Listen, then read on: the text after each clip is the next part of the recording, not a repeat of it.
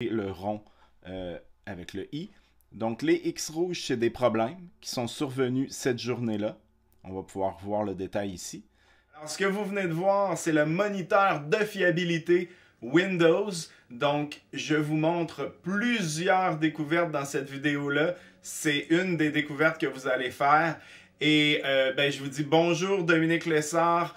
Aujourd'hui, on continue, c'est la partie 2 de ma vidéo extrêmement populaire, la partie 1 qui a fait qui a cartonné, là, je crois 20 000, 25 000 views dans la première semaine. Donc, on continue avec la partie 2 et je crois que je me suis vraiment surpassé. Vous allez vraiment découvrir des choses utiles que vous allez utiliser semaine après semaine, sinon jour après jour.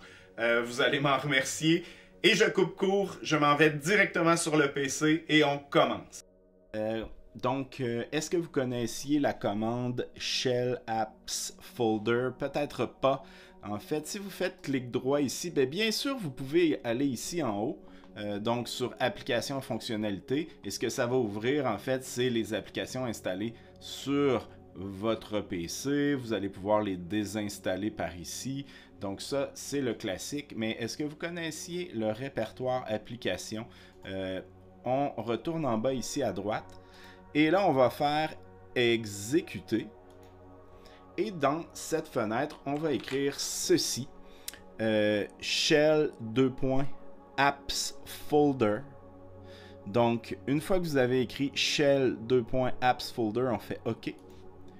Et là, vous allez avoir ce répertoire particulier qui entrepose toutes les applications installées sur votre PC et les chemins d'accès pour y aller. Donc, si vous double-cliquez, exemple, sur la calculatrice, ça rouvre la calculatrice. Mais ce qui est bien, c'est d'avoir en un seul endroit toutes les applications installées sur votre PC sont là. Vous pouvez faire autre chose. Vous pouvez faire clic droit comme ça et vous pouvez aller le désinstaller. Donc, si je zoome cette partie-là, vous pouvez désinstaller les applications qui ont été installées directement ici. Vous pouvez l'exécuter aussi en tant qu'administrateur. Certaines applications peuvent vous demander ça. Vous pouvez les épingler en barre de tâches, ouvrir l'emplacement direct du fichier, créer un raccourci sur le bureau. Tout ça à partir d'ici sur les applications. Donc, ce petit truc, je crois qu'il peut vous être utile. En tout cas, moi, je l'utilise de temps à autre. Donc, voilà. Ok, maintenant, je vous montre quelque chose que pas beaucoup de gens connaissent, qui est l'historique de fiabilité. Vous allez voir, c'est vraiment utile. Si vous avez des problèmes avec votre ordinateur plante, crash, freeze, peu importe, c'est peut-être l'endroit où aller. Je vous montre comment faire, je vous montre ce que c'est. On fait clic droit ici sur le logo Windows, on fait rechercher et là on va taper bien sûr historique de fiabilité. Et on a ce résultat ici et on clique dessus. Et là, on a cette fenêtre qui apparaît et qui nous donne l'historique de fiabilité de notre ordinateur. Bon, je vous explique rapidement. On a jour après jour, chaque case est une journée, et on va avoir des indicateurs de fiabilité. Donc, ce qu'on va voir, c'est des X rouges, des triangles jaunes et le rond avec le I. Donc, les X rouges, c'est des problèmes qui sont survenus cette journée-là. On va pouvoir voir le détail ici. Les jaunes, les triangles jaunes sont des avertissements. Et là, je vous montre. Et là, il y a une chose bien importante à savoir, c'est qu'il ne faut absolument pas paniquer si on voit des X rouges. Et je vous explique pourquoi. Prenons cet exemple-ci. Regardez ici, Windows n'a pas été arrêté correctement. Je sais pourquoi, j'ai fait des travaux. J'ai arrêté l'électricité et l'ordinateur a arrêté subitement. C'est une erreur de ma part. Donc, on a l'enregistrement ici, donc aucun problème pour ça. Et on a le Dell Digital Delivery Windows Service qui ne fonctionne plus. Et ce truc-là, en fait, je crois qu'il Je ne sais pas pourquoi. Je ne sais pas pourquoi il ferme, mais en fait, ça m'importe peu car je n'utilise pas ça dès le Digital Delivery Windows Service. Donc, la chose à retenir, c'est que si vous voyez quelques points rouges, il n'y a aucun problème. Les points jaunes, bien sûr, il n'y a aucun problème. Ici, c'est le Google Update Helper. Échec de la reconfiguration de l'application, aucun problème avec ça. La chose à retenir, si votre ordinateur va bien et que vous voyez des points rouges, aucun problème.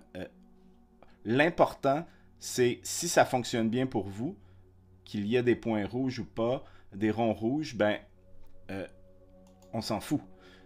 L'idée est que si j'ai des problèmes, je peux aller voir ce qui s'est passé. Ici, c'est le logiciel pour mon clavier, donc fonctionnement arrêté. Et là, c'est important de comprendre, regardez ici, j'ai fait une mise à jour du logiciel et le logiciel a arrêté de fonctionner. Donc, c'était un arrêt normal. Donc, il ne faut pas paniquer quand on voit ça, mais ça vous permet de diagnostiquer des problèmes, de regarder ce qui pourrait survenir sur votre ordinateur. Si vous voyez beaucoup de ronds rouges, anormalement beaucoup, ben là, ce serait important d'aller voir qu'est-ce que c'est et peut-être que vous avez un réel problème avec votre ordinateur. Donc, c'est un peu comment utiliser le moniteur de fiabilité. Et dites-moi en commentaire, bien sûr, est-ce que vous connaissiez cet outil? Et est-ce que vous allez l'utiliser par la suite? Donc voilà. Une petite pause ici pour vous rappeler d'aller faire un tour sur ma page Patreon. Le lien est ici en haut et en description. C'est une façon de découvrir du nouveau contenu. J'explore des nouvelles avenues sur cette page-là. Je propose des vidéos, toutes sortes de choses et vous pouvez communiquer avec moi. C'est ce qui est bien sur la page Patreon. Je réponds à tous les messages. Allez voir ça sur la page Patreon. Le lien est en description et c'est une bonne façon de me remercier et de me donner une petite tape dans le dos pour que je continue ces vidéos-là qui semblent être appréciées. Donc, Patreon, allez voir ça en description. Je vous montre un logiciel qui est intégré à Windows, une application gratuite qui est intégrée à Windows qui vous permet de créer un pas à pas pour expliquer à quelqu'un soit une personne que vous connaissez ou lorsque vous appelez une compagnie pour qu'elle vous dépanne sur votre PC pour leur expliquer ce que vous avez fait et qui a causé une erreur ou quelque chose ou un tutoriel comme je suis en train de faire, vous voulez montrer à quelqu'un quoi faire, donc vous pouvez créer un pas à pas. Je vous montre ça, un exemple vaut 1000 mots. Donc on va faire clic droit sur le logo Windows, on va faire rechercher et là on va écrire en fait, enregistreur d'action utilisateur, c'est le nom du logiciel. Donc, on va écrire ça, enregistreur d'action utilisateur. Une fois que vous avez écrit ça dans la barre de recherche ici, vous cliquez et c'est simplement ça ici. Et là, ben, c'est bien important que vous connaissiez par cœur la séquence que vous voulez montrer, car chaque étape va être enregistrée lorsque vous allez peser sur le bouton commencer l'enregistrement. Donc je fais un petit exemple très rapide. Disons que je commence comme ça. Donc si je reprends l'exemple que je vous montrais, donc clic droit sur le bouton Windows, clic sur rechercher, vous remarquez que ça fait un pulsar rouge, donc ça enregistre une étape. Ici, disons que je clique ici pour marquer enregistrement. Donc comme j'avais fait, disons que je veux prendre l'enregistreur vocal, bon, je clique ici, il va ouvrir et je peux le fermer, tout ça va être enregistré et là je fais arrêter l'enregistrement et si je descends, on voit les étapes, donc, et même une photo de en fait de ce qu'on a fait. Donc étape 1, clic avec le bouton droit par l'utilisateur sur démarrer. On a la photo de ce que j'ai fait. On voit même le petit vert ici qui nous montre vraiment où on a cliqué. Deuxième ici, je suis allé là, j'ai cliqué ici. Troisième, j'ai tapé, j'ai cliqué en bas, j'ai tapé. On voit même ce que j'ai écrit. Enregistreur vocal, j'ai sélectionné ça. Donc vous voyez, tout est là pas à pas. Fait que vous pouvez envoyer ce fichier-là vous cliquez ici en haut sur enregistrer et vous allez pouvoir vraiment l'enregistrer et l'envoyer à quelqu'un pour lui expliquer les étapes du pas à pas. Donc c'est extrêmement pratique. Je vous dis, là, une fois qu'on connaît ça, pour expliquer à quelqu'un, il n'y a pas mieux. Donc voilà. Saviez-vous que vous n'aviez pas besoin de télécharger d'éditeur vidéo pour arranger une vidéo, raccourcir une vidéo, faire un montage vidéo? Il y a un éditeur vidéo gratuit dans Windows. Pour aller le chercher, encore une fois, on fait clic droit sur l'icône Windows, on fait rechercher et on va écrire bien sûr éditeur vidéo et là on clique sur l'éditeur vidéo et le voici, le voilà. Il est très simple, donc ce n'est pas pour des montages très compliqués. Vous avez l'éditeur qui est là, on va faire nouveau projet vidéo. Et vous allez donner un nom, ben, je vais laisser nouvelle vidéo. Et là, ben, c'est bien simple, on va faire clic plus ajouter pour ajouter des vidéos à notre projet à partir du PC, à partir de ma collection, à partir du web. On ajoute des vidéos ici. Alors et voilà, on a nos vidéos ici. Et là, c'est bien simple, on va simplement les faire glisser dans notre éditeur. Et on va pouvoir les changer de place. On peut ajouter des effets, du texte, fractionner la vidéo. Donc, on peut aller faire plusieurs choses. Je vous laisse explorer le tout, mais c'est vraiment ici qu'on fait ça. Une fois que c'est terminé, on fait terminer la vidéo et on peut l'exporter dans différents formats. On va vraiment faire exporter et on va pouvoir exporter notre montage et le sauvegarder. Si vous aimez cette vidéo-là, vous allez adorer mon infolettre, lefiltre.com. On s'inscrit, c'est gratuit, uniquement des découvertes que j'ai faites dans ma semaine. Dès que ça pique ma curiosité et que ça traverse mon filtre, je vous l'envoie habituellement aux 2 semaines, le vendredi.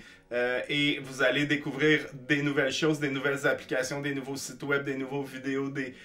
Je mets tout ce qui pique ma curiosité. Allez sur lefiltre.com pour vous inscrire, c'est gratuit. On continue la vidéo. Vous auriez enregistré votre voix, la voix de dans votre microphone et l'envoyer à quelqu'un ou simplement enregistrer votre voix, enregistrer des idées ou autre, c'est très simple. On a un outil qu'on ne connaît pas dans Windows, mais qui est là et qui est gratuit. Donc, on va faire clic droit sur le menu Windows, donc rechercher.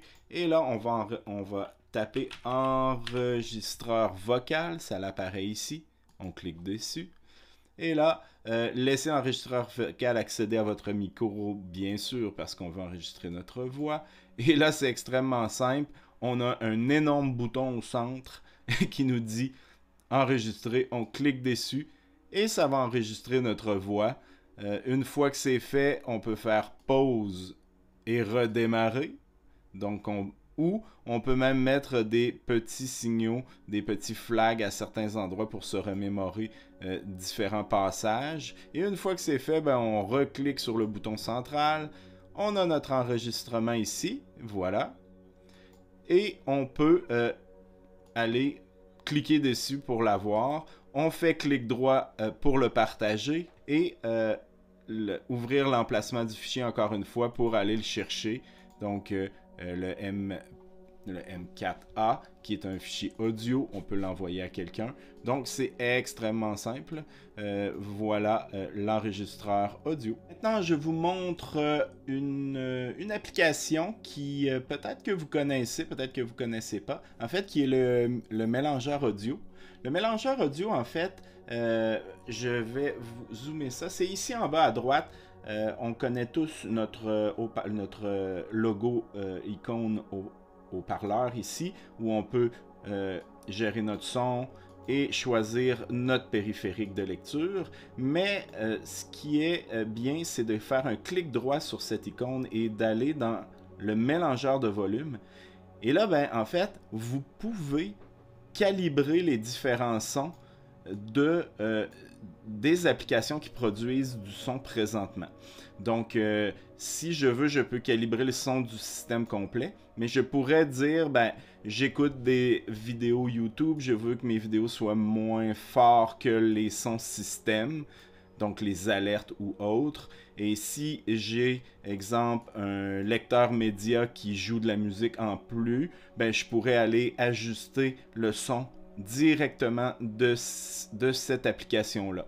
Donc ici, on peut mixer les volumes des différentes applications qui produisent du son présentement. Je peux aussi tous les fermer par ici. Donc je peux en fermer un à 0. Je peux faire un mix là, carrément du son produit par mon ordinateur dans son entièreté. Donc c'est ici qu'on fait ça. C'est quand même assez utile. Moi je l'utilise souvent. Et je vous rajoute ici que dans le périphérique, on peut aller sélectionner ici aussi notre sortie audio. Là. Donc voilà pour le mixeur audio. Alors merci tout le monde, c'est la fin de la partie 2, peut-être une partie 3, je vais voir.